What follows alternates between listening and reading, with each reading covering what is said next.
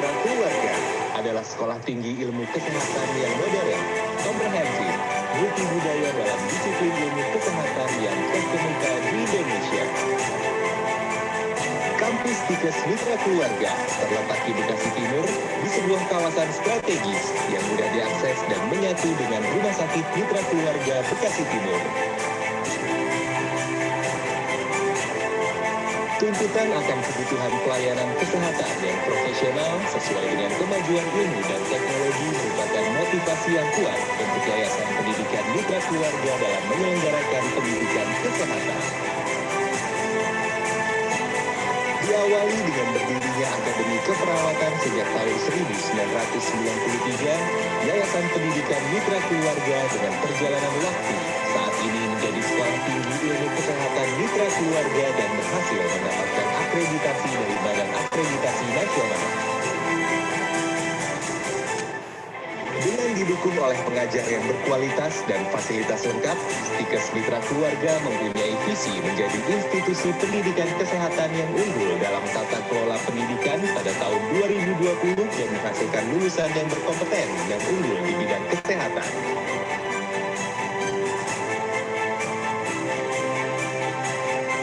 Misi Stikes Mitra Keluarga menyelenggarakan pendidikan, penelitian, dan pengabdian kepada masyarakat secara profesional sesuai dengan perkembangan ilmu pengetahuan dan teknologi.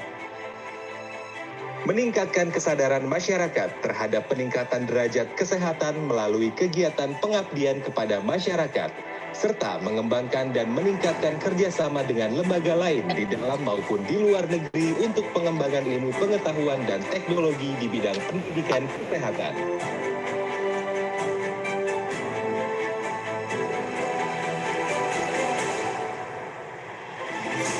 Berdasarkan survei, sebagian besar alumni lulusan Stikes Mitra Keluarga mendapatkan pekerjaan pertama dalam waktu kurang dari 1 bulan sebanyak 64%. Sebuah memperagakan dan menggambarkan tingginya kebutuhan tenaga kesehatan di Indonesia.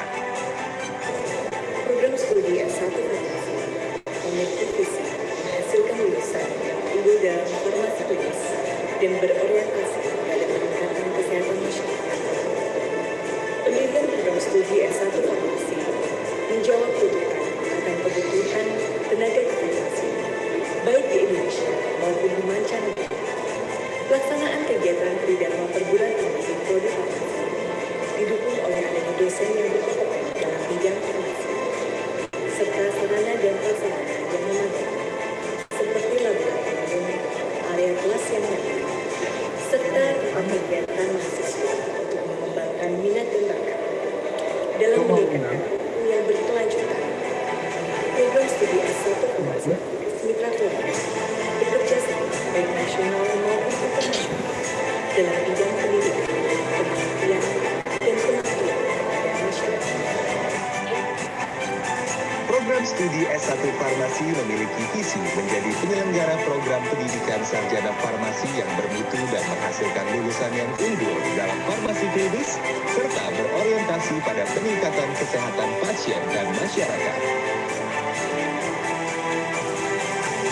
Lulusan S1 Farmasi memiliki profil sebagai pemberi perawatan, pendidik, pemimpin, dan pengambil keputusan, manajer yang bertanggung jawab secara pribadi dan profesional di institusi kesehatan.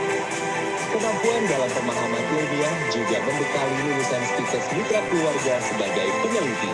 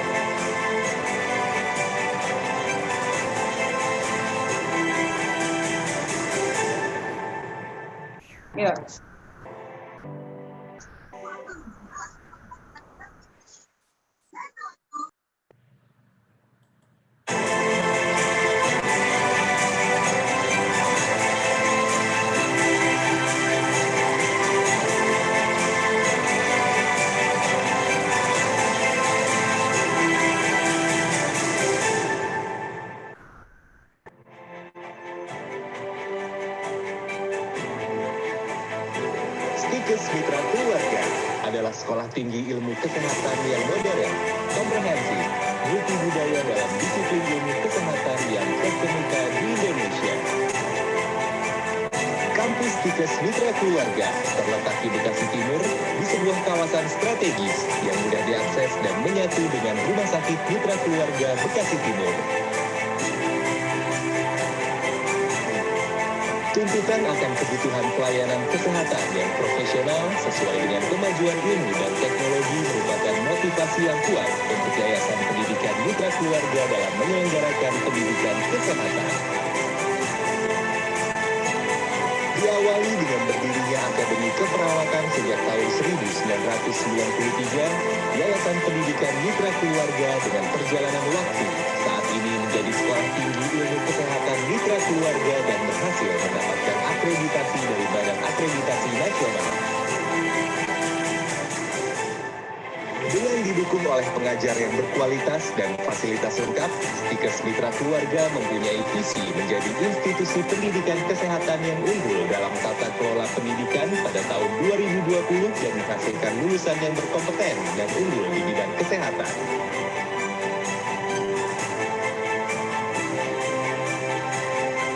Misi Stikes Mitra Keluarga menyelenggarakan pendidikan, penelitian, dan pengabdian kepada masyarakat secara profesional sesuai dengan perkembangan ilmu pengetahuan dan teknologi. Meningkatkan kesadaran masyarakat terhadap peningkatan derajat kesehatan melalui kegiatan pengabdian kepada masyarakat, serta mengembangkan dan meningkatkan kerjasama dengan lembaga lain di dalam maupun di luar negeri untuk pengembangan ilmu pengetahuan dan teknologi di bidang pendidikan kesehatan.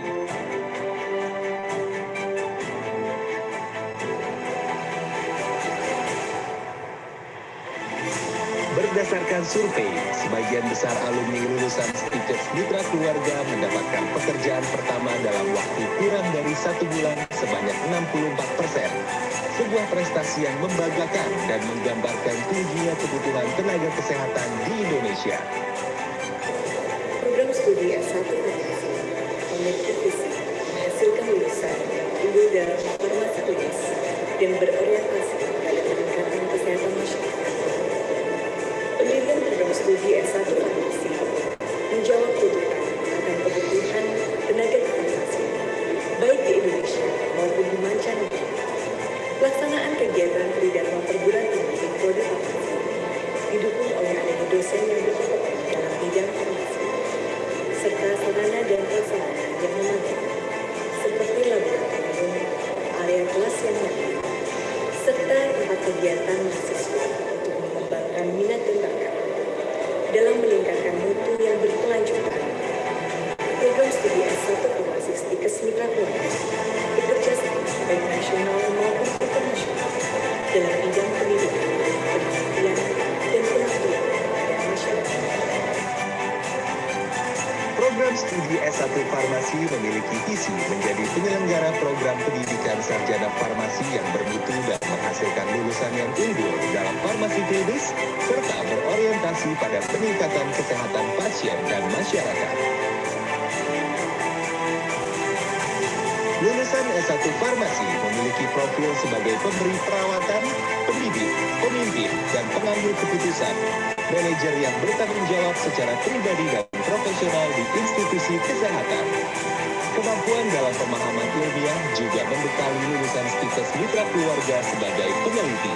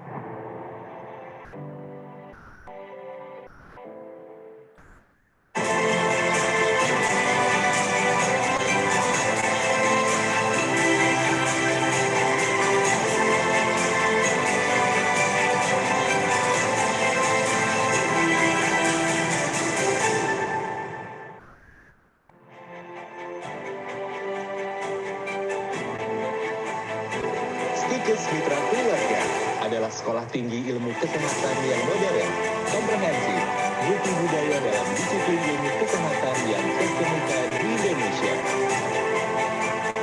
Kampus Stikes Mitra Keluarga terletak di Bekasi Timur, di sebuah kawasan strategis yang mudah diakses dan menyatu dengan Rumah Sakit Mitra Keluarga Bekasi Timur.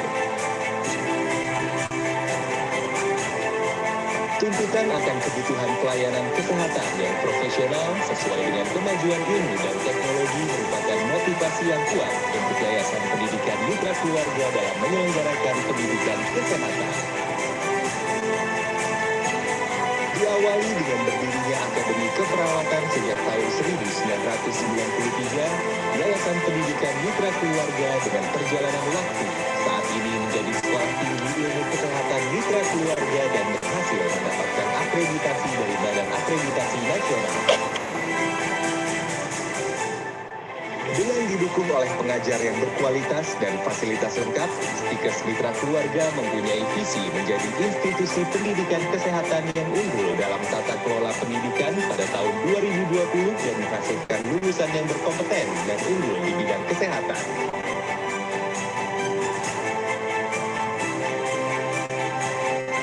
Misi Stikes Mitra Keluarga menyelenggarakan pendidikan, penelitian, dan pengabdian kepada masyarakat secara profesional sesuai dengan perkembangan ilmu pengetahuan dan teknologi. Meningkatkan kesadaran masyarakat terhadap peningkatan derajat kesehatan melalui kegiatan pengabdian kepada masyarakat, serta mengembangkan dan meningkatkan kerjasama dengan lembaga lain di dalam maupun di luar negeri untuk pengembangan ilmu pengetahuan dan teknologi di bidang pendidikan kesehatan.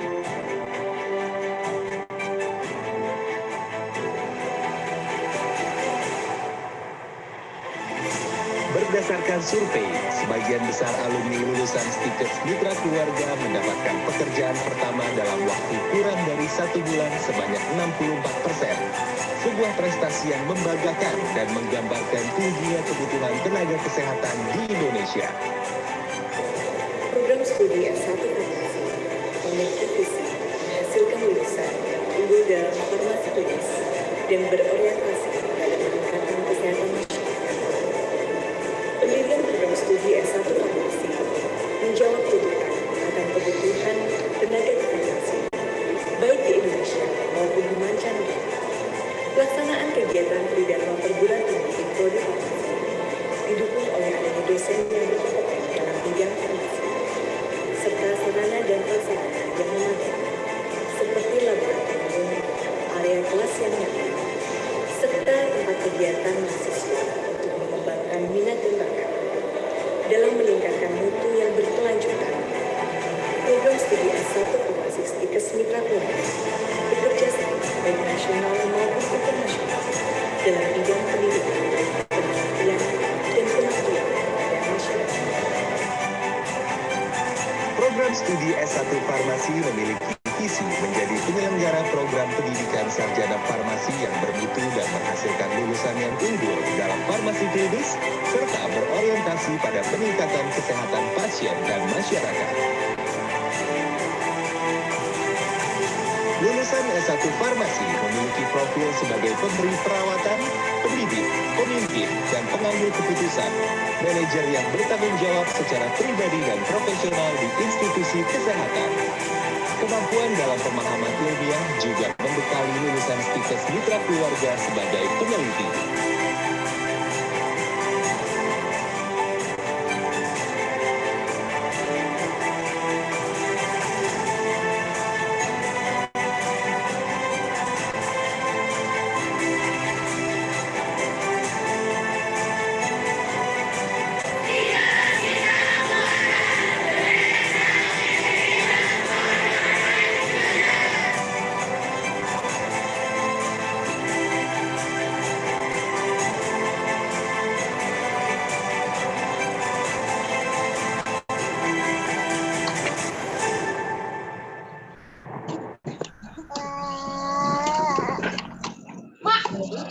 Assalamualaikum warahmatullahi wabarakatuh. Selamat pagi, salam sejahtera untuk kita semua. Shalom, Om Swastiastu, Namo Buddhaya, salam kebajikan. Yang terhormat Ibu Dr. Susi Hartati, Eskep Mkep Spesialis Keperawatan Anak, selaku Ketua Stikes Mitra Keluarga beserta jajarannya. Yang terhormat Ibu Afrinia Eka STP MSI, selaku penanggung jawab acara pada webinar hari ini. Yang terhormat para narasumber sekalian, Ibu Apoteker Maya Uzia MSC dan Ibu Intan Kurnia Putri SSI MSC. Serta yang terhormat Bapak, Ibu, rekan-rekan seluruh peserta webinar pada hari ini yang berbahagia. Selamat datang di acara webinar yang diselenggarakan oleh Stikes Mitra Keluarga dengan tema Edukasi Pembuatan Lip Balm untuk Melembabkan Bibir pada masa pandemi COVID-19. Sebelumnya, kami selaku pembawa acara akan memperkenalkan diri terlebih dahulu. Saya Maria Vini yang akan memandu jalannya acara dari awal hingga akhir. Alhamdulillah, puji syukur kita panjatkan karena berkat rahmatnya kita masih bisa berkumpul untuk bersama-sama menimba ilmu dari para narasumber kita yang luar biasa. Meski harus dilaksanakan secara online, semoga kita tetap sehat selalu. Sebelum saya membacakan susunan acara, terlebih dahulu saya akan membacakan peraturan dalam webinar pada pagi hari ini.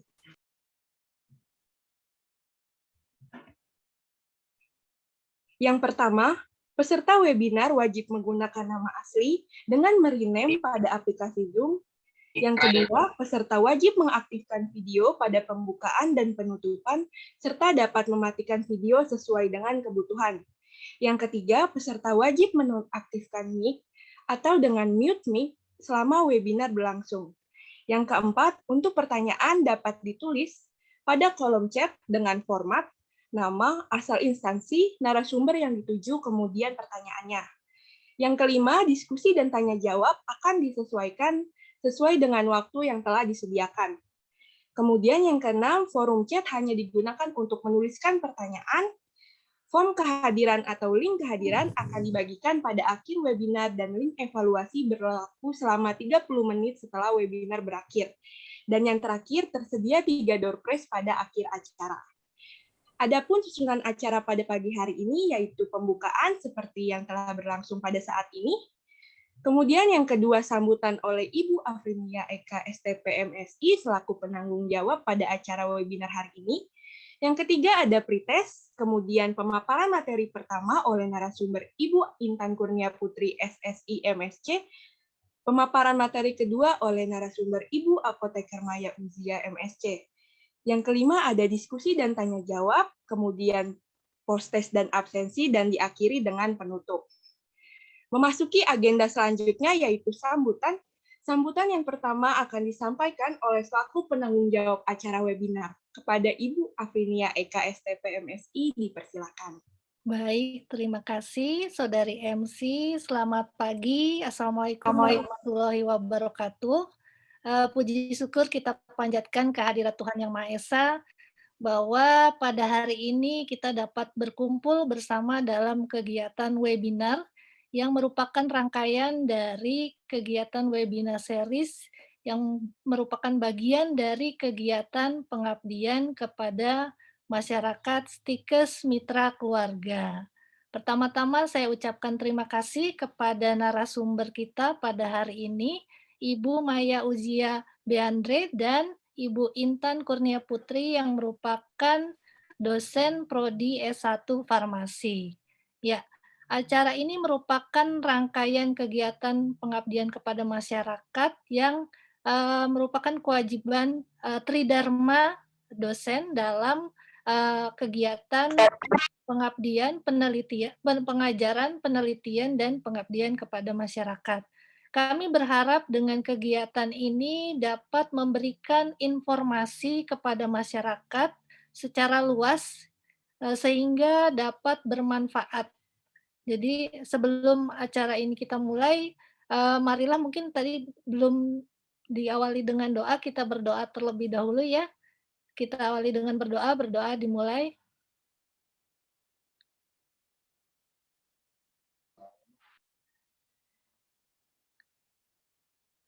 Ya, berdoa selesai. Ya, baik, dengan selesainya doa, saya buka kegiatan webinar hari ini. Semoga para peserta mendapatkan ilmu yang bermanfaat. Terima kasih, selamat pagi. Assalamualaikum warahmatullahi wabarakatuh. Baik, terima kasih kepada Ibu Afrinia Eka STP MSI atas sambutan pada pagi hari ini. Kepada seluruh peserta seminar yang berbahagia, dimohon untuk melakukan pretest pada link yang telah kami bagikan di kolom chat. Pretest dapat diisi dalam waktu 5 menit.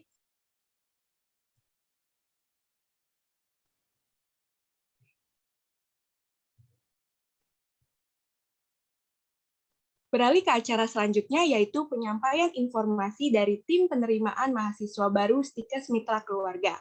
Kepada panitia tim PMB dipersilakan.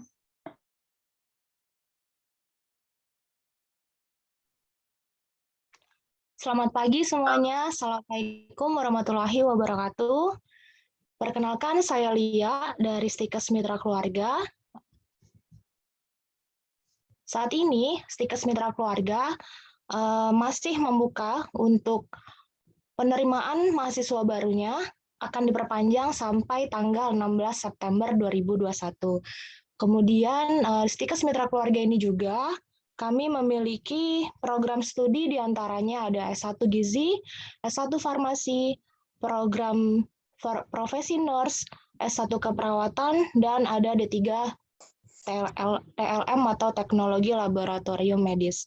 Kemudian di Stikes Mitra Keluarga ini juga masih tersedia untuk kuota beasiswa, jadi dipersilahkan untuk peserta webinar hari ini, mungkin ada di antara peserta yang memiliki adik atau tetangga atau yang masih ingin mencari kampus, bisa mendaftar langsung di Stikes Mitra Keluarga melalui online. Jadi kita saat ini pendaftaran online dan kemudian untuk tesnya juga online. Di rumah masing-masing bisa langsung menghubungi di nomor WhatsApp kami di nomor PMB di 0858 23862 4143. Kemudian diinformasikan juga jika ingin masih melihat-lihat Stikes Mitra Keluarga juga bisa melihat di Instagram, Facebook, YouTube, kemudian kegiatan-kegiatan mengenai Stikes Mitra Keluarga juga akan tersampaikan di sosial media Stikes Mitra Keluarga. Kemudian kampus Stikes Mitra Keluarga ini juga terletak di daerah Bekasi, yaitu tepatnya di kampus B-nya itu di Jalan Pengasinan, Rawasemut, Margahayu, Bekasi Timur. Mungkin itu saja MC yang dapat kami sampaikan. Dipersilakan untuk mendaftar jika ada rekan atau tetangga atau adik kelas atau saudara yang masih mencari perguruan tinggi atau melanjutkan studinya bisa di Stikes Mitra Keluarga. Terima kasih, selamat pagi. Baik, selamat pagi. Terima kasih kepada Ibu Lia selaku panitia dari tim PMB Stikes Mitra Keluarga.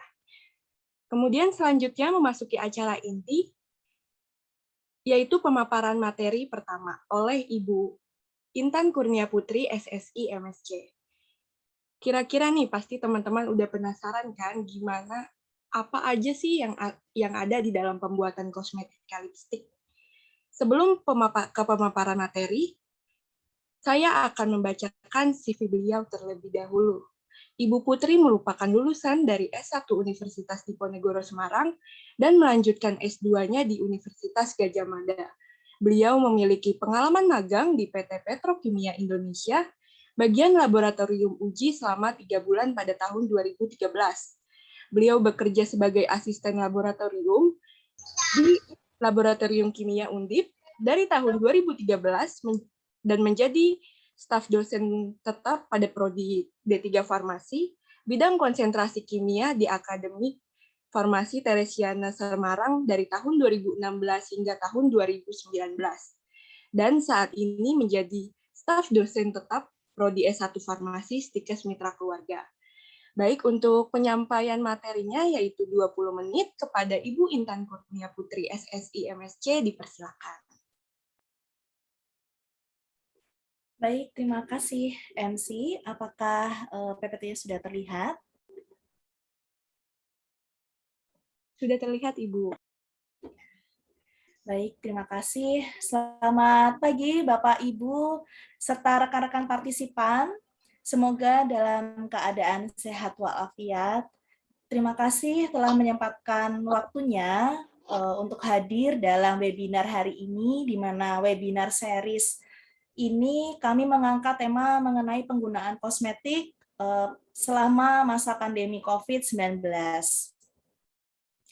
Dari webinar hari ini terbagi menjadi 2 subtema, di mana subtema yang pertama adalah mengenai edukasi bahan kimia kosmetika lipstik dan cara pemilihan yang tepat.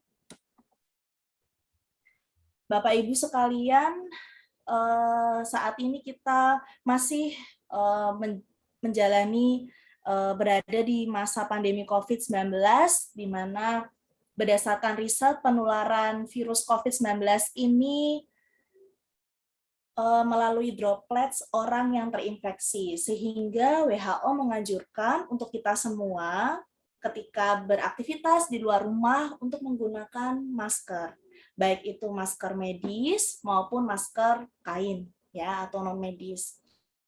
Penggunaan masker ini memang dinilai efektif dalam pencegahan penularan virus COVID-19. Namun ada di sisi lain ada permasalahan yang muncul, ya pasti terutama untuk kaum perempuan ya, yang lebih mungkin lebih memperhatikan penampilan begitu. Penggunaan masker sering membuat bibir kita mudah kering. Nah, karena kondisi seperti ini, ya, jadi menjadi suatu permasalahan ya. Bagaimana cara mengatasi, karena penggunaan masker memang harus wajib ya untuk kesehatan, tapi kita juga tidak boleh menyampingkan kesehatan organ lain ya, salah satunya adalah bibir. Nah, ternyata karena penggunaan masker yang terlalu lama dalam jangka waktu yang lama dan kita juga tidak memperhatikan penggunaan maskernya sendiri, hanya satu masker digunakan setiap hari, tidak diganti. Nah, hal ini membuat bakteri, kemudian keringat, kemudian air liur menjadi satu menumpuk berada di dalam masker kita. Jadi bisa dibayangkan bagaimana kondisinya, dan itu merupakan pemicu bibir ini mudah kering gitu. Itu penyebab yang pertama. Penyebab yang kedua bisa jadi karena kita salah memilih kosmetik, ya. Saya rasa Bapak Ibu dan rekan-rekan sekalian, apalagi di era digital ini ya, kita sangat mudah untuk melakukan transaksi secara online. Kita terkait dengan kosmetik, kita dari segi harga, mau harga murah sampai harga yang mahal, mau dari produk lokal maupun impor, kemudian jenisnya, dari kemasannya yang lebih menarik, itu kita semua bisa melakukan transaksi secara online melalui platform-platform belanja online. Jadi sangat mudah untuk saat ini. Nah, tapi yang menjadi pertanyaan, apakah kosmetik yang diperjualbelikan ini, ya, yang tersedia di situs belanja online ini, apakah sudah aman untuk kita, ya? Nah, di sini pada tanggal 6 Mei 2021, ya, saya menemukan artikel bahwa Balai Besar Pengawas Obat dan Makanan atau BPOM ini menemukan 6 produk kecantikan berbahaya di Kota Makassar. Nah, salah satunya adalah lipstik. Ya, jadi karena proses transaksi ini sangat mudah di era sekarang. Nah, kita perlu mulai dari hari ini ya, kita perlu memperhatikan kembali apakah produk-produk ini yang kita pakai ya, yang kita beli itu apakah sudah aman atau belum ya, karena dari kandungannya ya, yang nanti kita akan diskusikan bersama, ada beberapa bahan-bahan yang memang berbahaya dan tidak diperbolehkan, sudah diatur oleh BPOM. Ya. Nah, terkait dengan mengatasi bibir kering, tadi saya sudah menjelaskan ada 2 penyebabnya ya. Kalau yang pertama karena memang di era pandemi ini mengharuskan kita menggunakan masker, otomatis kita juga harus lebih peduli bahwa masker yang dipakai juga harus dijaga kebersihannya. Ketika masker itu basah, itu berarti harus segera diganti. Bahkan WHO juga sudah memberikan anjuran bahwa penggantian masker ini setiap 4 jam sekali, ya, yang lebih baik, ya. Jadi memang harus menggantikan masker secara berkala. Tidak hanya untuk pencegahan kita terhadap virus COVID, tetapi juga memperhatikan kesehatan bibir kita, ya, salah satunya. Kemudian yang kedua adalah melakukan eksfoliasi. Nah, eksfoliasi ini bisa kita lakukan dengan menggunakan sediaan kosmetik. Nah, kosmetik yang sudah ada untuk bibir itu pasti teman-teman baik itu pria maupun wanita di sini pasti sudah tahu ya, pasti arahannya adalah lipstik ya. Padahal ternyata saat ini tidak hanya lipstik ya, ada lipstik, ada lip scrub, ada lip balm, ada lip gloss, banyak sekali jenisnya, jenis sediaannya.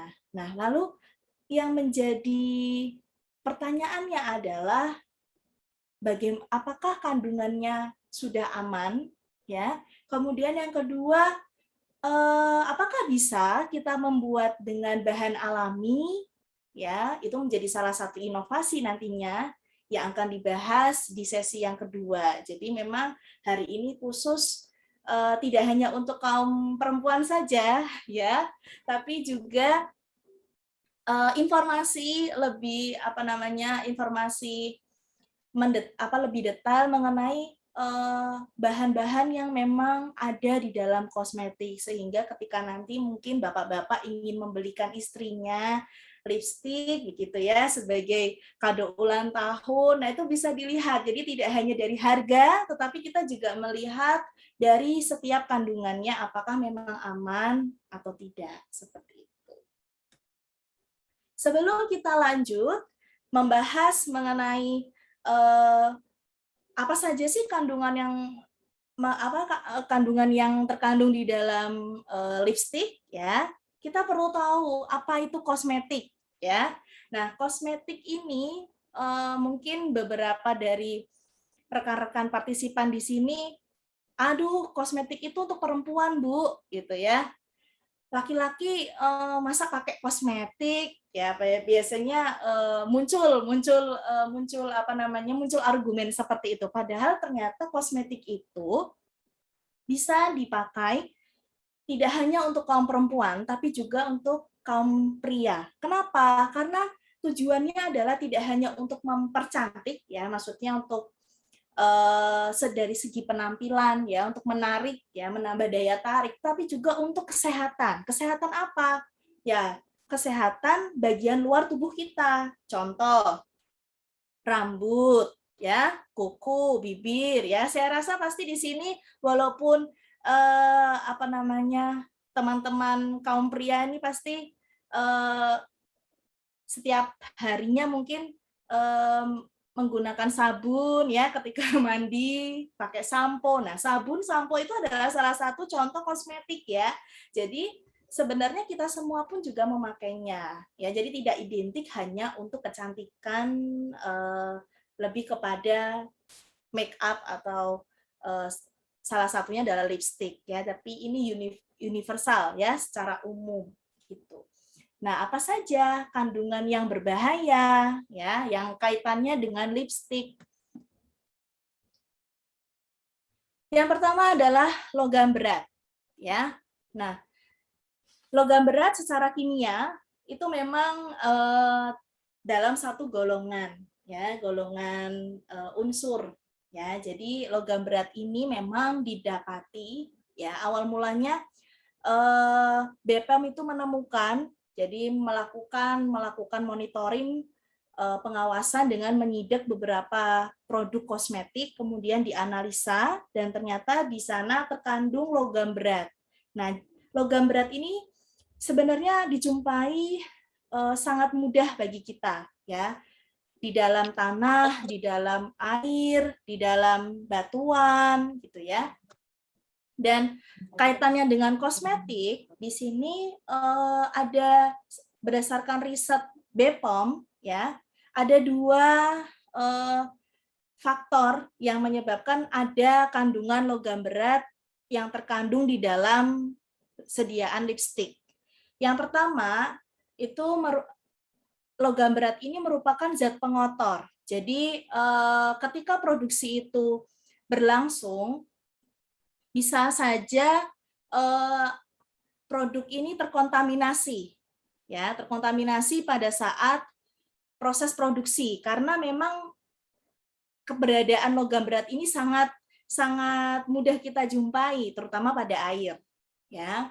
Kemudian yang kedua, nah, karena memberikan efek yang bagus, ya, jadi logam berat ini alasan kenapa memang ada, ya, apalagi jika produsen itu sengaja, ya, tanda kutip sengaja menambahkan logam berat ini, karena memang untuk memberikan pigmen yang warna yang lebih bagus, lebih mencolok, ya, kemudian lebih stabil dibandingkan dengan pewarna-pewarna alami, ya. Dan ini memang sudah menjadi parameter oleh BPOM untuk menganalisa, menyidak beberapa produk-produk kosmetiknya, ya. Salah satunya yang dianalisa adalah logam beratnya, gitu. Kemudian contoh-contoh logam berat apa saja? Yang pertama ini adalah merkuri, ya. Pasti saya yakin ibu-ibu di sini, ya, atau teman-teman sekalian pernah mendengar atau membaca berita atau public warning yang dikeluarkan oleh BPOM bahwa beberapa kosmetik mengandung merkuri. Merkuri dilarang, ya. Nah, kenapa?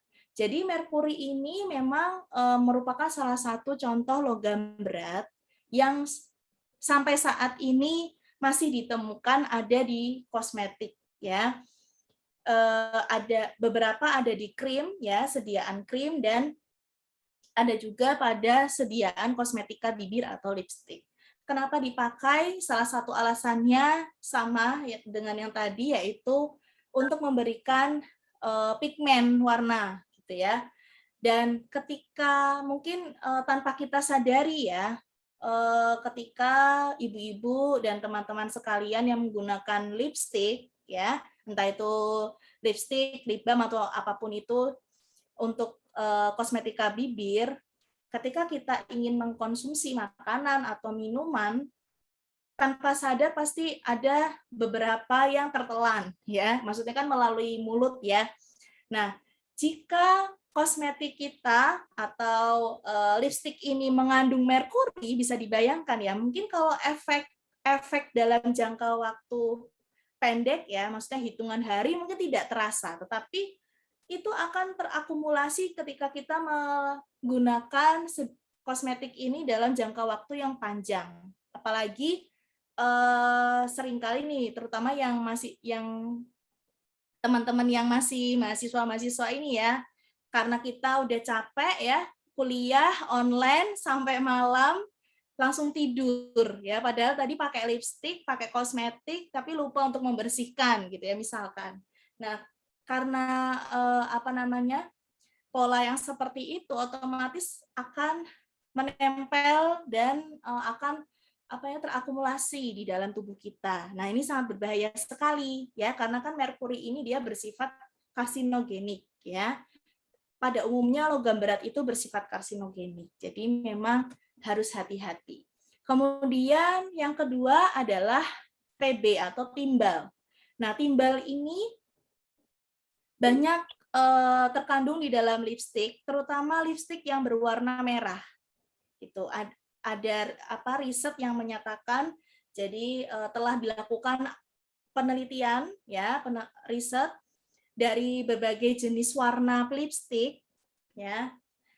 didapatkan kadar PB lebih tinggi itu pada pigmen warna merah, ya, untuk lipstik. Nah, timbal atau PB ini dia merupakan golongan logam berat dan aslinya itu warnanya abu-abu, kebiruan mengkilat. Tetapi ketika dicampurkan dengan bahan-bahan yang lain pada proses produksi lipstik, dia memberikan warna warna yang mengkilap gitu ya, seperti glossy gitu ya. Kalau kita pakai lipstik kan yang ada sensasi warna-warna yang mengkilap gitu ya. Nah, seperti itu. Jadi jika dalam kadar yang berlebih, timbal ini akan masuk melalui kulit ya.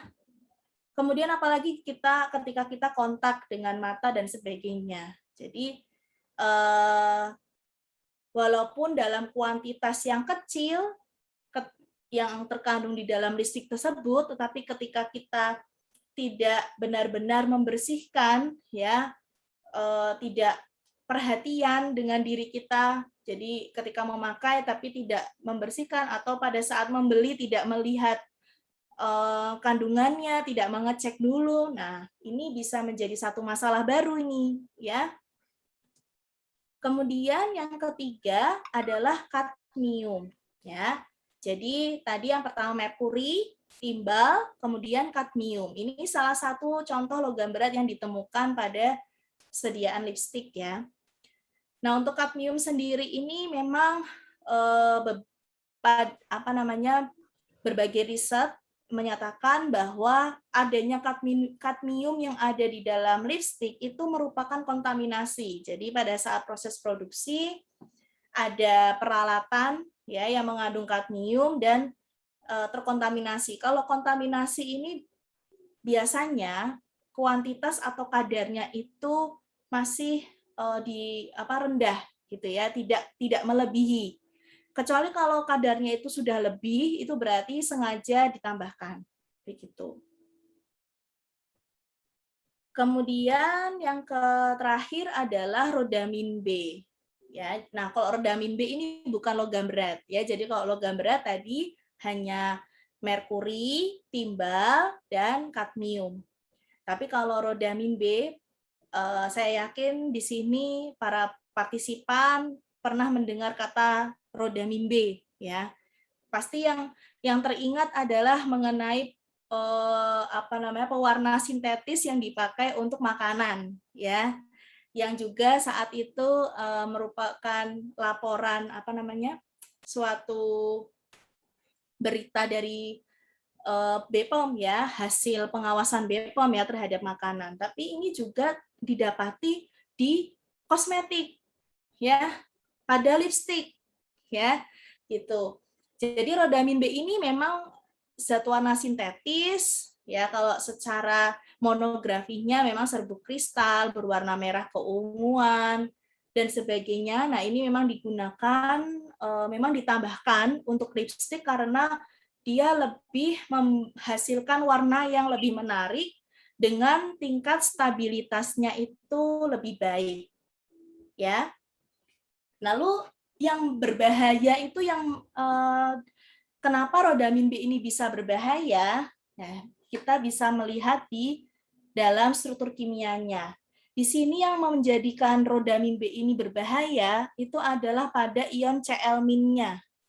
Nah, ini rodamin B ini nama dagangnya ya istilahnya. Jadi nama kimianya itu kan tetraetil rodamin. Nah, kloro ini adalah merupakan unsur halogen yang tidak hanya berbahaya tetapi juga reaktif.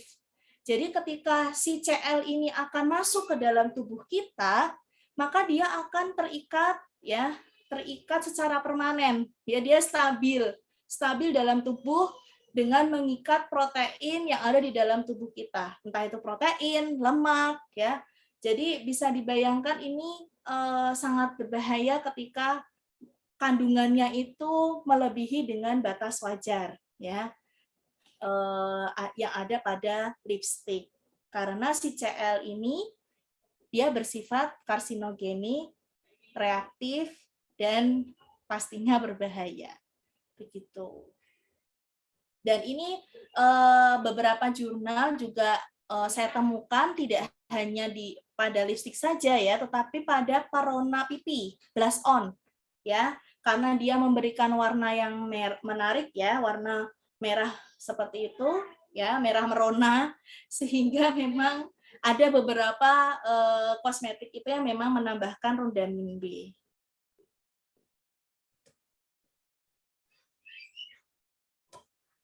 Kemudian BPOM sendiri sudah memberikan aturan ya. Jadi ini adalah guideline dari kepala para pegawai pengawas obat dan makanan bahwa ketika mendapati kosmetik-kosmetik yang ada di pasaran itu harus melihat persyaratan ini. Jadi merkuri, timbal, kemudian kadmium dan arsen ya itu diperbolehkan namun tidak boleh melebihi dari kadar yang sudah diatur. Jadi untuk merkuri itu tidak boleh melebihi 1 ppm atau 1 mg per kilogram. Kemudian PB juga tidak boleh melebihi 20 ppm. Ya, jadi 20 mg dalam bobot dari sampelnya ya, dari sediaan kosmetikanya. Kemudian arsen tidak boleh melebihi 5 ppm.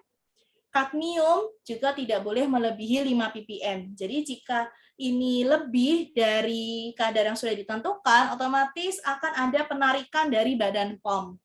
Gitu. Seperti tadi contohnya yang ada di Makassar, bulan Mei lalu 6 kosmetik tersebut akan ditarik peredarannya dan akan biasanya ada penyelidikan tersendiri ya, apakah ini produk-produk kosmetik yang memang legal atau seperti apa. Nah, lalu bagaimana ini kita para konsumen ya memilih lipstik yang tepat ya? Saya yakin saya juga ya apalagi untuk ibu-ibu dan teman-teman nih ya mahasiswa ya, pasti yang pertama dilihat adalah promo ya, sale ya. 88 atau apa gitu ya yang ada di platform belajar online. Nah, kita harus lihat ya bahwa apakah produk-produk yang sale ini memang sudah teregistrasi Badan POM, apakah ini sudah aman ya, karena kalau sudah teregistrasi Badan POM itu berarti sudah melalui proses pengecekan dari Badan POM ya dengan prosedur yang sudah ditetapkan. Jadi yang pertama ya bagi teman-teman nih ya, di sini kan banyak, sepertinya saya lihat banyak teman-teman mahasiswa ya harus memilih dan membeli lipstik itu sesuai kebutuhan ya. Apalagi ini kan perkuliahan online sudah dimulai ya. Mungkin bagi teman-teman yang sudah dimulai karena sering di rumah saja begitu ya. Nah, ketika memang ingin membeli lipstik ya tidak melihatnya dari label diskon atau promo gitu ya, tapi memang disesuaikan dengan kebutuhan kita. Ya, yang penting yang terutama adalah untuk kesehatan bibir kita ya. Kemudian ini apabila konsumen sedang hamil itu memang harus wajib mengkonsultasikan pemilihan lipstik. Tidak hanya lipstik ya, semua kosmetik yang dipakai untuk ibu hamil memang harus dikonsultasikan. Karena ya tadi kaitannya dengan bahan-bahan yang terkandung pada kosmetiknya. Kemudian tidak sembarang memakai lipstik milik orang lain. Kalau ini saya rasa poin yang B itu untuk saat ini kita tidak bisa ya, karena bertemu dengan orang saja kita tidak ya, kecuali dalam lingkup keluarga ya. Jadi tidak boleh ada sharing lipstik gitu ya. Kemudian menyimpan lipstik dengan baik, dan apabila terjadi iritasi, nah perlu diperhatikan, harus dihentikan segera. Ya, dan jika efek sampingnya iritasinya parah, ya perlu dikonsultasikan ke dokter ya. Karena memang tingkat alergi dari tiap orang kan berbeda-beda ya responnya, seperti itu. Kemudian yang ketiga adalah cermat membaca informasi. Nah, di sini mulai hari ini ya kita sudah tahu tentang bahan-bahannya apa saja dan bahayanya apa nih yang ada di lipstick. Berarti jadilah konsumen yang smart ya. Kan kalau istilahnya smart people gitu ya. Nah, sekarang kita harus smart buyer ya.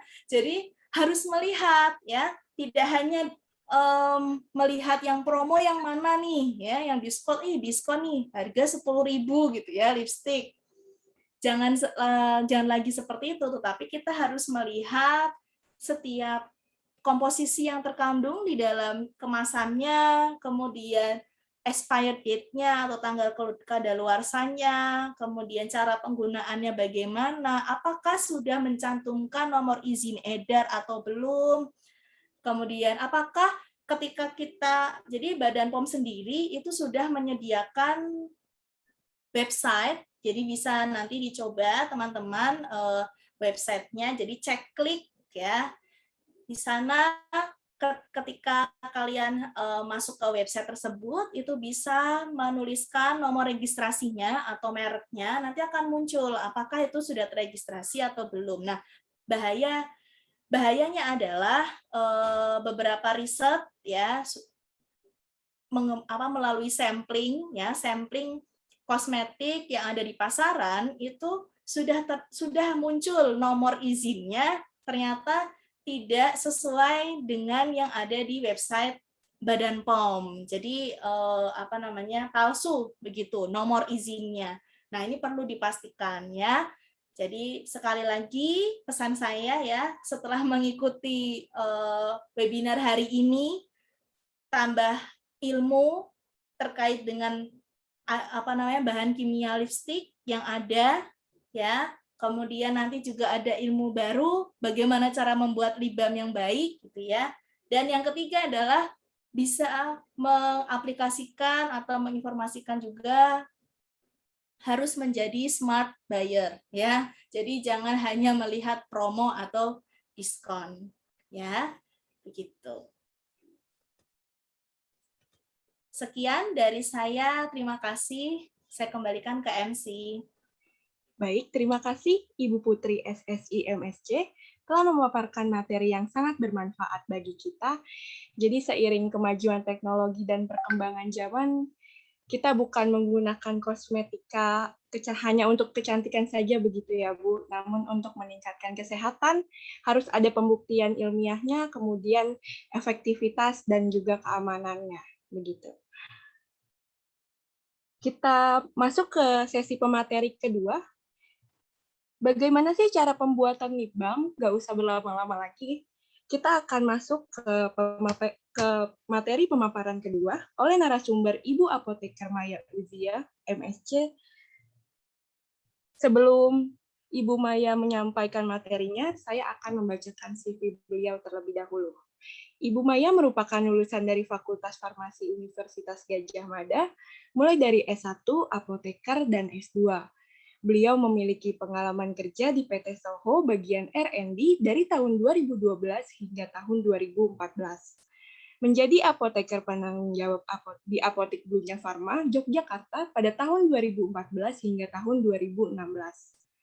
Bekerja di PT Dion Farma Abadi Klaten sebagai R&D dari tahun 2016 hingga tahun 2017. Dan dari tahun 2017 sampai saat ini beliau menjadi dosen farmasi di Stikes Mitra Keluarga. Baik, untuk waktu penyampaian materinya, yaitu 20 menit kepada Ibu Apoteker Maya Uzia MSc, dipersilakan.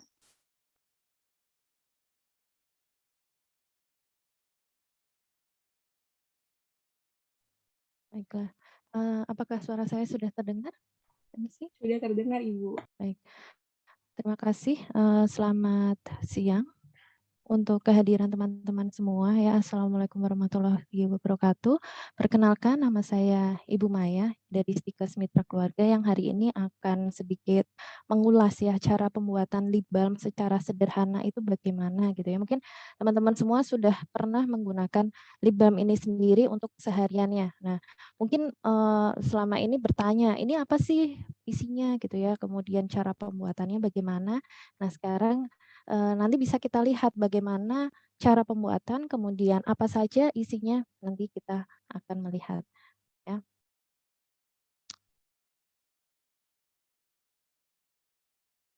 Baik.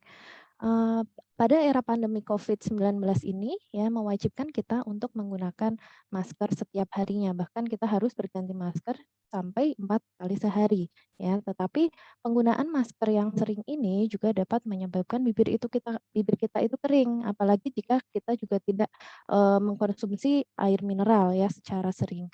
Kemudian bagaimana sih caranya untuk melembabkan bibir? Kita bisa menggunakan lip balm dalam keseharian kita ya. Nah, lip balm itu sendiri apa? Jadi sebetulnya lip balm itu sendiri merupakan produk kecantikan yang banyak digunakan untuk mengatasi bibir pecah-pecah dengan cara mengoleskannya. Tetapi fungsi lip balm itu sendiri tidak hanya digunakan oleh perempuan saja ya, tetapi fungsinya itu ternyata bisa untuk melembabkan siku dan mata kaki. Kemudian bisa memperbaiki kaki ketika pecah-pecah atau kering gitu ya, itu juga bisa dioleskan. Kemudian juga bisa menghaluskan kuku kita ya dengan cara mengoleskan di bagian yang kering di kuku kita. Kemudian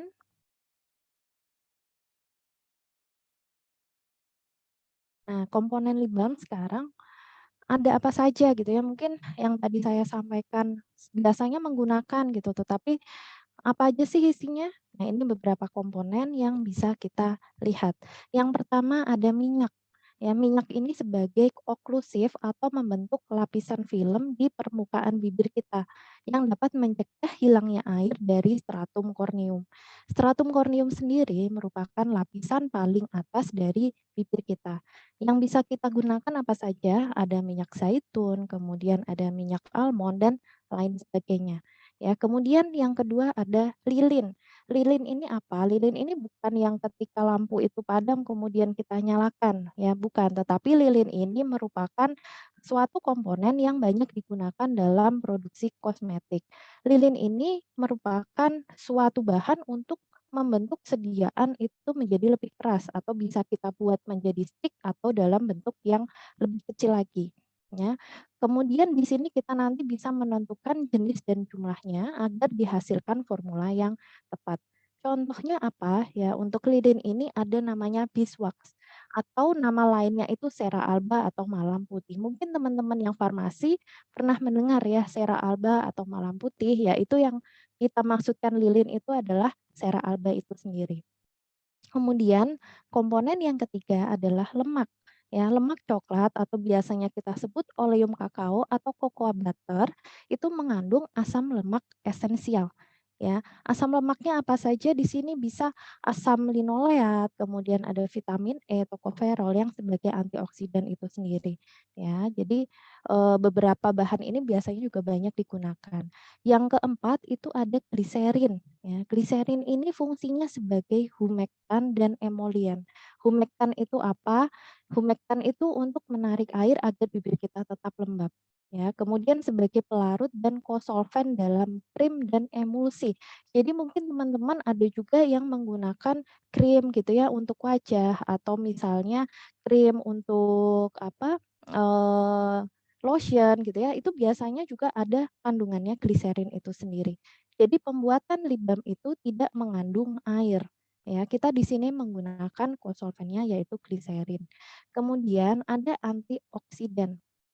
Antioksidan itu yang kita gunakan ada namanya butyl hidroksitoluen atau BHT yang merupakan antioksidan yang banyak digunakan pada sediaan kosmetik. Tujuannya apa? Antioksidan ini untuk mencegah kerusakan oksidatif dari lemak dan minyak ya. Karena kandungan-kandungan tadi ketika bercampur tidak ada antioksidan itu menyebabkan produk kosmetik kita itu menjadi mudah tengik sehingga butuh namanya PHT ini.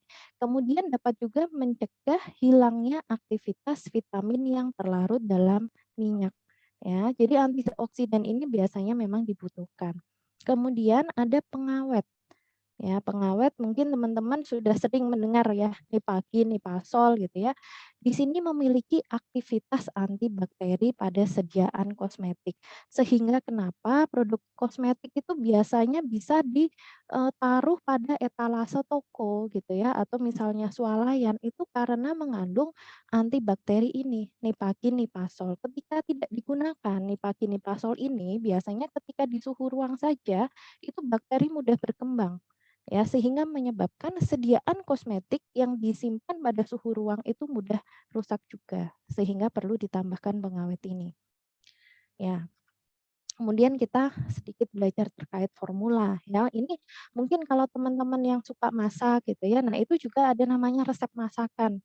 Sebetulnya mirip ya dengan formula dalam pembuatan kosmetik ini. Apa saja? Ini kita menggunakan kapsul vitamin E ya. Mungkin teman-teman ketika ingin membuat di rumah sendiri itu bisa dengan kapsul vitamin E merek apapun. Dan di sini fungsinya sebagai antioksidan untuk kulit yang untuk melembabkan tadi. Ya, persentasenya ada sebesar 5%. Kemudian ada gliserin. Gliserin tadi fungsinya sebagai humektan ya atau emolian. Di sini persentasenya sebesar 5%. Kemudian ada sera alba dan sera flava ya. Nah, ini nanti fungsinya untuk mengeraskan lip balm atau yang kita kenal di komponen tadi itu namanya lilin. Ya, sera alba dan sera flava di sini ternyata persentasenya 10 dan 12%. Kemudian ada Nipakin dan Nipasol, fungsinya sebagai pengawet. Persentase tidak boleh terlalu banyak karena ada batas maksimal dari Badan POM. Ya, untuk Nipakin sendiri persentasenya 0,18%, kemudian Nipasolnya sebesar 0,2%. Kemudian BHT. Ya, BHT tadi sudah dijelaskan bahwa merupakan antioksidan.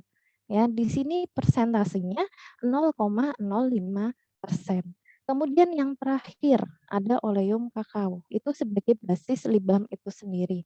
Ya, di sini add 100. Mungkin teman-teman bingung add itu apa ya. Jadi mungkin kalau yang bukan dari farmasi gitu ya, itu dalam bahasa Latin artinya hingga 100%. Jadi formula ini kenapa sih dalam persentase? Jadi mungkin teman-teman ketika ingin membuat di rumah, silahkan bisa menggunakan formula ini. Caranya bagaimana?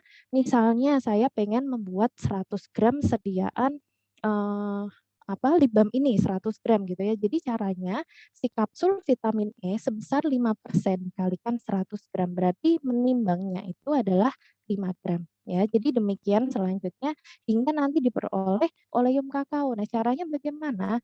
100% dikurangi dengan total 1 sampai 7 ini. Ya, itu diketahui nanti persentase tinggal dikalikan dengan total sediaan yang mau kita buat. Mungkin teman-teman bingung, apa sih maksudnya gitu ya, nggak apa-apa.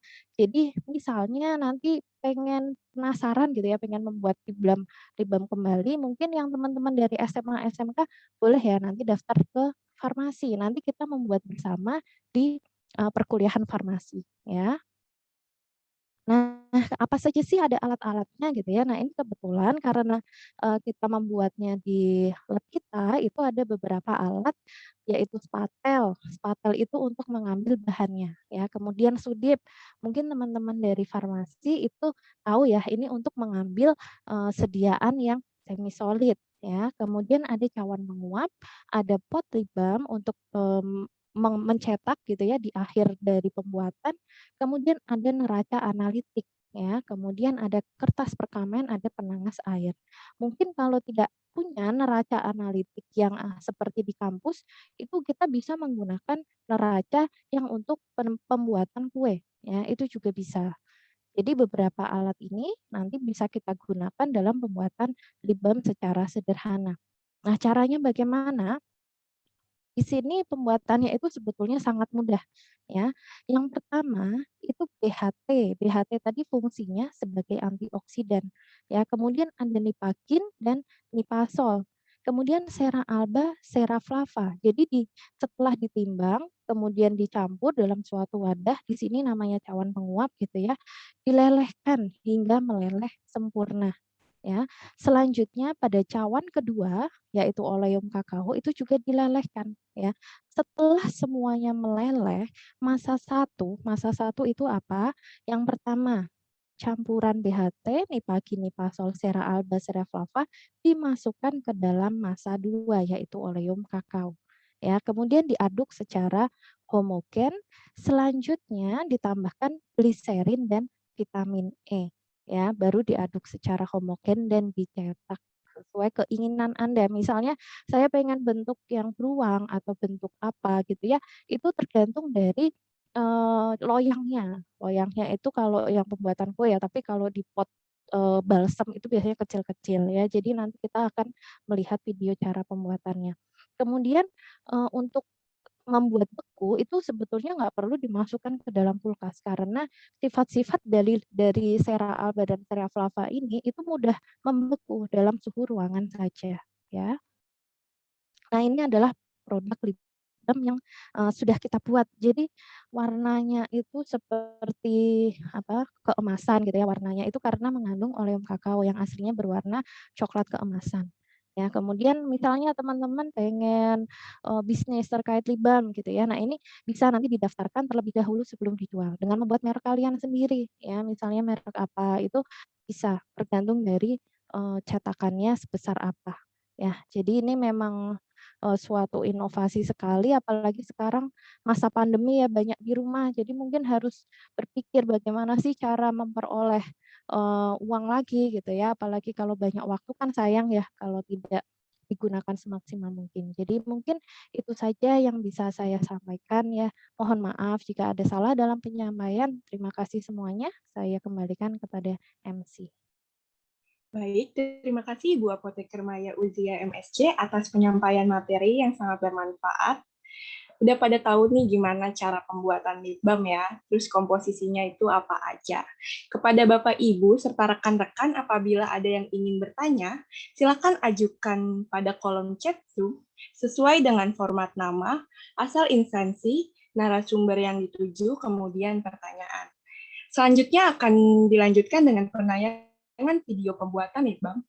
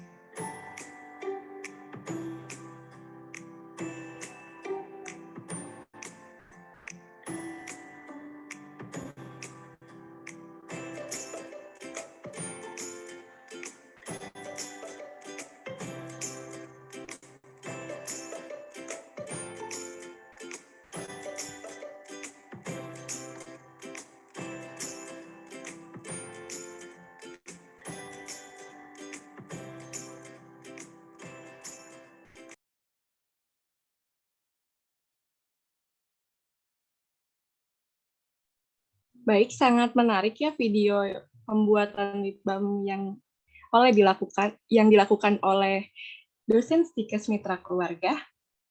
Baik, saat ini saya lihat sudah ada beberapa pertanyaan pada kolom chat. Di sini saya akan membacakan beberapa pertanyaan.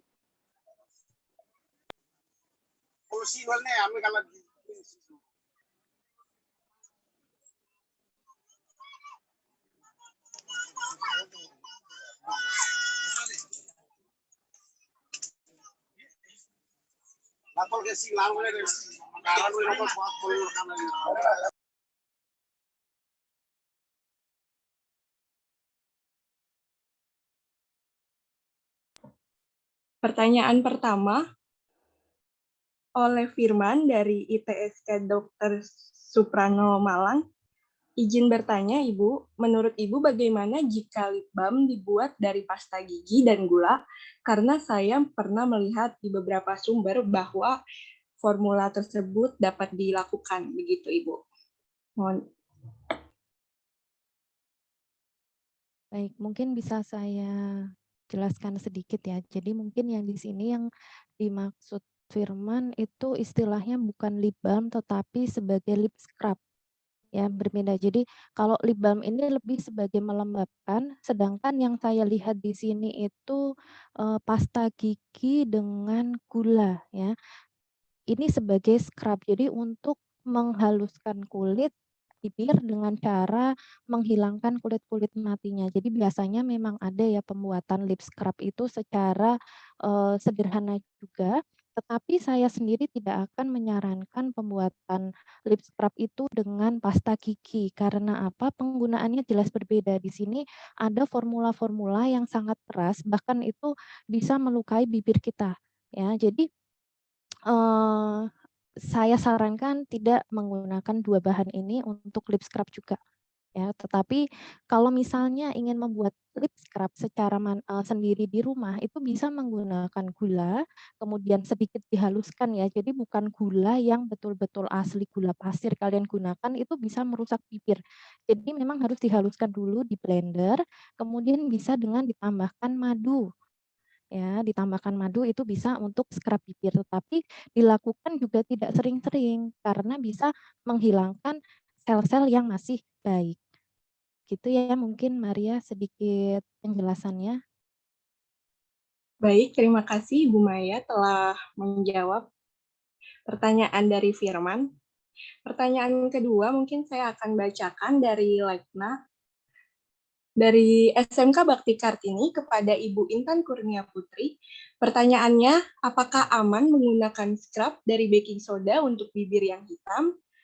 Dan untuk Ibu Maya, pertanyaannya, kapan penggunaan lip balm yang baik? Apakah boleh menggunakan lip balm pada saat malam hari dan ingin tidur? Oke, baik. Terima kasih MC. Mungkin saya dulu yang akan menjawab pertanyaan dari Lekna. Terima kasih Lekna atas pertanyaannya. Terkait dengan penggunaan baking soda, pasti sudah ada beberapa video ya, DIY begitu ya, untuk menggunakan baking soda sebagai lip scrub. Ya. Jadi sebelum saya menjawab, saya beri penjelasan terlebih dahulu apa itu baking soda. Jadi secara kimiawi baking soda itu adalah natrium bikarbonat, di mana memang dia memiliki beberapa manfaat. Salah satunya adalah bisa mengeksfoliasi kulit begitu. Namun secara medis untuk pemanfaatan baking soda pada eksfoliasi kulit ini memang belum terbukti, dan baking soda ini pun juga memiliki efek samping apabila digunakan terlalu banyak dan sering ya. Contohnya bisa mengalami iritasi kulit ya, kemudian timbul bintik-bintik hitam pada bibir, dan memang tidak disarankan jika tanpa formula khusus yang memang sudah dibuktikan melalui penelitian seperti itu. Terima kasih, MC.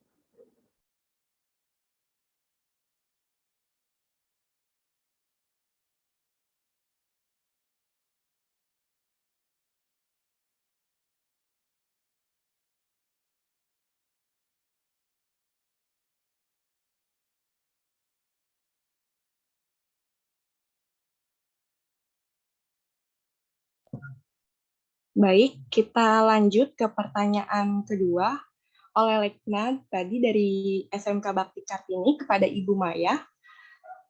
Pertanyaannya, kapan penggunaan lip balm yang baik? Apakah boleh menggunakan lip balm pada malam hari atau saat ingin tidur? Kepada Ibu Maya dipersilakan. Baik, terima kasih untuk pertanyaannya. Jadi memang penggunaan yang terlalu banyak itu juga tidak baik ya untuk semuanya. Jadi tidak hanya lip balm, makanan, obat-obatan itu semuanya yang berlebihan tidak baik. Sehingga di sini itu disarankan penggunaan lip balm itu 3 kali sehari. Kapan saja penggunaannya? Biasanya itu setelah makan pagi, kemudian setelah makan siang, dan yang terakhir sebelum tidur. Dan sebelum tidur itu sebaiknya kita minum air yang cukup dulu untuk menghidrasi kulit kita. Ya, setelah terhidrasi itu baru dioleskan lip balm sebelum tidur sehingga paginya nanti biasanya kulit bibir kita itu menjadi lebih lembab lagi. Mungkin begitu, Maria. Baik, terima kasih kepada Ibu Maya atas jawabannya. Kemudian saya akan membacakan pertanyaan yang ketiga oleh Windy Dwi Rahayu dari Stikes Mitra Keluarga. Izin bertanya kepada Ibu Maya. Selamat pagi Ibu, apakah lip balm juga cocok-cocokan seperti lipstik? Jadi kalau lipstik tidak cocok dengan bibir, maka bisa menyebabkan perubahan warna pada bibir atau bibir menjadi kering. Apakah lip balm juga seperti itu? Baik, terima kasih untuk pertanyaannya. Jadi lip balm di sini itu memang cocok-cocokan ya dengan beberapa orang karena ada kandungan biasanya yang dari industri kosmetik itu mengandung pewangi atau fragrance. Dan di sini dengan orang-orang yang sensitif terhadap fragrance itu bisa menyebabkan bibirnya itu kering. Sehingga saya sarankan ketika mungkin merasa bibirnya kering padahal sudah menggunakan lip balm, itu bisa menggunakan lip balm yang tanpa pewangi apapun. Ya. Yang kedua, tadi seperti lipstik atau tidak gitu ya. Jadi di sini lipstik itu kan mengandung pigmen-pigmen warna. Ya, pigmen warna inilah yang biasanya ketika orang itu tidak cocok, itu menyebabkan bibir kita itu menjadi berwarna lebih gelap misalnya. Tetapi lip balm ini tidak memiliki fungsi untuk membuat warna bibir itu menjadi lebih gelap. Bahkan dia bisa lebih mencerahkan lagi ketika digunakan secara sering. Ya, sering itu bukan berarti 12 kali sehari, tidak, tetapi ya tetap berdasarkan 3 kali sehari itu atau 4 kali sehari masih diperbolehkan. Jadi berbeda ya antara lipstik dengan lip balm itu sendiri. Ya, apakah sudah terjawab, Maria? Baik, terima kasih Ya, kepada Ibu terima Maya kasih. sudah menjawab pertanyaan. Kemudian kita masuk ke pertanyaan yang keempat. Untuk Ibu Putri, pertanyaan dari Firman dari SK Dr. Suprano Malang. Izin bertanya Ibu, menurut Ibu penggunaan lip balm yang baik dalam sehari-hari itu berapa kali? Dan apakah lip balm boleh digunakan oleh anak balita? Pertanyaannya begitu kepada Ibu Putri, dipersilakan. Oke, baik. Terima kasih MC. Halo, Firman. Salam kenal. Terima kasih atas pertanyaannya. Jadi untuk penggunaan lip balm ini tadi juga mungkin sudah disinggung oleh Bu Maya, segala sesuatu yang tidak boleh berlebihan. Jadi memang ada batasannya, yaitu 2-3 kali sehari. Itu pun bisa diberi jeda begitu ya. Misalkan pada saat kita mau ingin beraktivitas di pagi hari dan pada saat kita ingin istirahat di malam hari, karena memang untuk dari segi penggunaan lip balm ini memang efektif pada saat malam hari ya, perawatan di malam hari. Kemudian untuk penggunaan anak balita atau bayi, nah saat ini memang sudah banyak produsen lip balm untuk bayi atau balita, karena memang tadi dari segi manfaatnya memang untuk melembabkan bibir ya, tidak hanya bibir ya, pada siku kulit ya, kemudian pada kaki dan sebagainya. Nah, namun yang perlu diperhatikan adalah kandungan yang ada di dalam lip balm untuk bayi. Jadi perlu diperhatikan untuk bayi ini tidak boleh adanya paraben, yang tadi juga sudah disampaikan juga oleh Bu Maya terkait dengan komposisinya. Kemudian no fragrance gitu ya, jadi tidak ada pewanginya. Jadi memang benar-benar murni dari ekstrak tanaman biasanya. Minyak-minyak zaitun seperti itu yang menjadi komposisi utamanya. Jadi nanti bisa boleh digunakan, namun tetap melihat komposisi yang ada. Apakah sudah bisa menjawab pertanyaan Firman? Terima Baik. kasih, saya kembalikan ke MC. Baik, terima kasih Bu Putri atas jawabannya. Kita masuk ke sesi pertanyaan selanjutnya, yaitu pertanyaan yang kelima, oleh Galuh Agniawati dari Polkes Jati kepada Ibu Maya. Pertanyaannya, ada beberapa brand lip balm yang mengklaim dapat membuat bibir berwarna pink setelah digunakan secara rutin. Apakah benar lip balm dapat membantu memperbaiki warna bibir? Begitu Ibu Maya pertanyaannya. Ya, baik. Terima kasih untuk pertanyaannya, Maria. Jadi, di sini kemungkinan besar betul jika lip balm itu mengandung suatu bahan sunscreen atau SPF, biasanya kan ada ya. Nah, itu memang dapat melindungi bibir dari sinar matahari sehingga mencegah penggelapan dari epidermis dari bibir itu sendiri. Kemudian jika digunakan secara rutin, dan jangan lupa di sini kita juga harus minum air secara cukup. Itu juga dapat membantu melembabkan bibir kita. Jadi memang betul ya, terutama jika pelembab lip balm ini mengandung suatu bahan sebagai sunscreen itu sendiri. Terima kasih, Maria.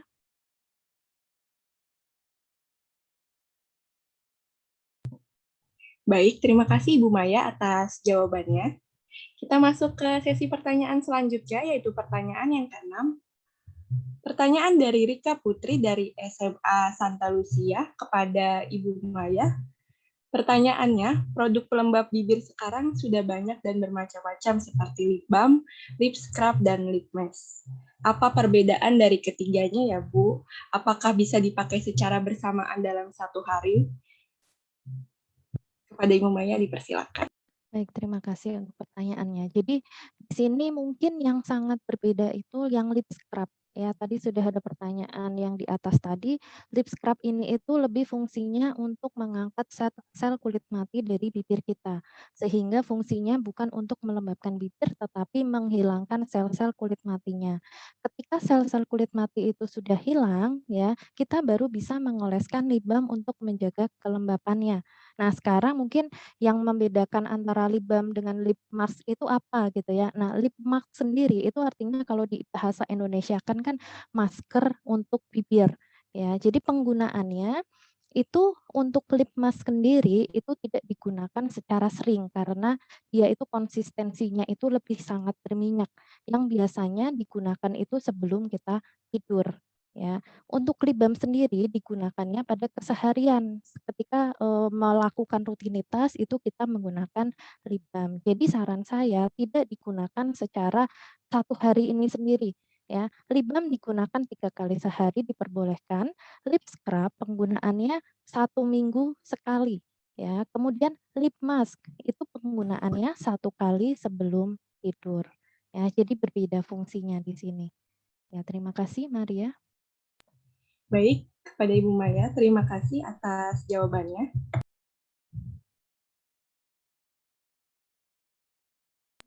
Pertanyaan selanjutnya dari Fauzia. Untuk narasumber materi pertama, yaitu Ibu Putri.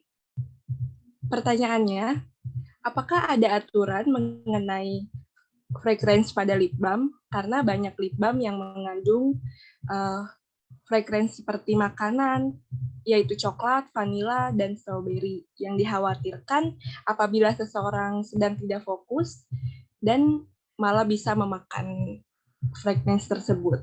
Begitu Ibu Putri, apa pertanyaan sudah jelas? Sudah, baik. Terima kasih MC. Tadi siapa namanya ya? Dulu. Siapa? Fauzia ya? Betul. Oh, ya. Baik. Salam Fauzia, salam kenal. Jadi kaitannya dengan parfum ya, parfum yang ada yang terkandung di dalam lip balm. Nah, untuk aturan memang kita ketahui bahwa setiap kosmetik itu pasti ada kandungan parfumnya dan tidak hanya banyak sekali juga yang kemudian iritasi terjadi karena adanya kandungan parfum ini. Nah, memang wewangian atau fragrance yang ditambahkan itu memang untuk menarik dari segi konsumen ya, karena kan kalau hanya bahan-bahannya saja memang dilihat memang baunya tidak wangi begitu ya, jadi untuk menarik. Nah, untuk aturan adanya parfum yang boleh terkandung di dalam lip balm ini memang secara Badan POM memang tidak ada batasan memang. Nah, tapi perlu kita lihat perlu kita cermati apabila pada setiap lip balm yang kita beli dan itu terkandung wangiannya atau pengharumnya. Nah, ketika kita memakai dan terjadi iritasi, berarti memang kadar yang terkandung di dalam wewangian ini pasti lebih besar begitu. Jadi perlu kita waspadai, berarti memang tidak cocok apabila menggunakan wewangian dalam jumlah yang kadar yang besar gitu. Seperti itu, Maria, MC, maaf, terima kasih. Baik, terima kasih kepada Ibu Putri atas jawabannya. Pertanyaan yang terakhir akan saya sebutkan. Atas nama Citra dari ITSK Sultan Malang, izin bertanya kepada Ibu Maya. Pertanyaannya, kalau seseorang sudah mencoba brand lip balm yang lain tetapi tidak cocok di bibir dan timbul bintik-bintik di area bibir, bagaimana cara penanganannya? Apa dengan menghentikan sementara penggunaan lip balm dan menggantinya dengan madu, atau menghentikan penggunaan lip balm dan menggunakan brand lip balm lainnya yang pernah digunakan sebelumnya? Begitu Ibu Maya. Terima kasih. Baik, jadi mungkin kalau yang di sini saya membaca ya, penggunaan lip balm dengan menggunakan brand lain lip balm yang pernah dipakai waktu sebelumnya. Mungkin pernah menggunakan merek A pada tahun kapan, kemudian mengganti dengan merek lain, tetapi tidak cocok gitu ya dengan timbul bintik-bintik di area bibir. Artinya kalau di sini saya melihat itu sudah terjadi reaksi alergi. Ya, jadi sebaiknya segera dihentikan, bukan untuk sementara, tapi sebaiknya ganti dengan merek yang lainnya. Ya, karena setelah kita coba kemudian ingin mencoba lagi, itu biasanya akan terjadi reaksi alergi yang sama juga karena kandungannya ya masih ada pada produk itu. Jadi lebih baik kita stop, kita ganti dengan merek lainnya. Memang kalau namanya kosmetik ya, apalagi ini termasuknya di area wajah, itu yang area paling sensitif dibandingkan area lainnya. Kita harus pintar-pintar memilih suatu bahan yang sangat cocok dengan kulit kita. Jadi stop, kemudian ganti yang lain, dan cara penanganannya bagaimana? Apakah bisa dengan madu gitu ya? Menurut saya madu itu sendiri kalau digunakan secara tunggal untuk melembabkan bibir itu mudah hilang. Ya, sangat mudah hilang dia sih. Nah, jadi sebaiknya memang menggunakan suatu produk kosmetik, misalnya lip balm apa gitu ya, itu untuk melembabkan bibir kita dengan merek yang lain. Tetapi kalau dengan madu juga boleh, tapi biasanya yang ada malah makin dijilat gitu ya. Yang ada hilang nanti sebelum bereaksi memberikan kelembapan bibir ya. Atau misalnya sudah pernah coba dengan brand lainnya yang kemarin cocok, itu boleh dipakai lagi yang cocok saja. Gitu ya mungkin. Terima kasih untuk pertanyaannya. Baik, terima kasih kepada Ibu Maya atas jawabannya. Saya rasa sudah cukup pada sesi tanya jawab materi pada hari ini. Terima kasih atas antusias peserta yang telah mengajukan pertanyaan. Sebelum kita menutup acara, mohon untuk seluruh peserta webinar mengisi link post-test yang ada pada kolom chat terlebih dahulu. Kemudian dilanjutkan untuk mengisi absensi untuk mendapatkan sertifikat. Sertifikat akan kami kirimkan kepada peserta yang terdaftar sebelumnya dan mengisi link evaluasi melalui email maksimal H+7 setelah kegiatan selesai.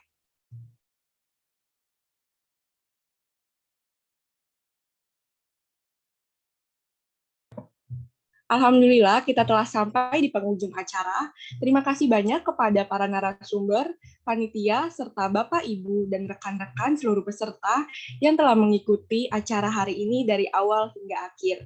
Semoga banyak ilmu yang didapatkan untuk diaplikasikan dalam kehidupan sehari-hari.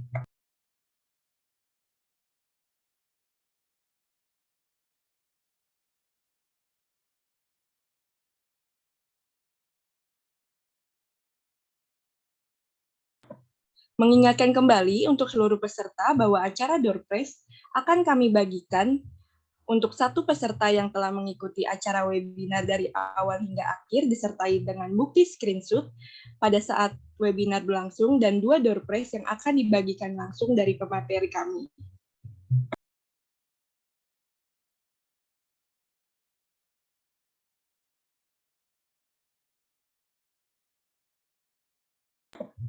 Baik, untuk sesi selanjutnya,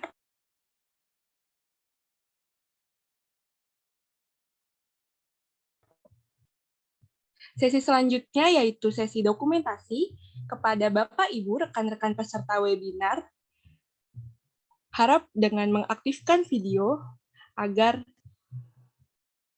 dapat mendokumentasikannya.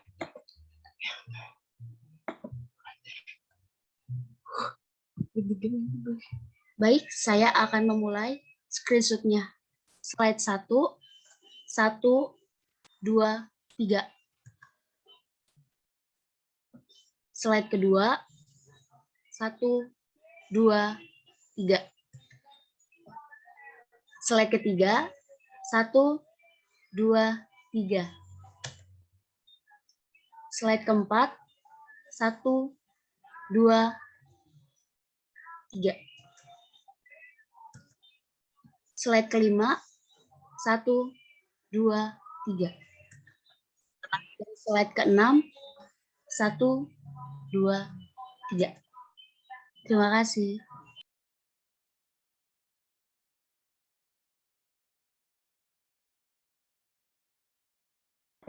Baik, terima kasih kepada panitia yang telah mendokumentasikan. Diingatkan kembali untuk waktu absensi post-test yaitu 15 menit.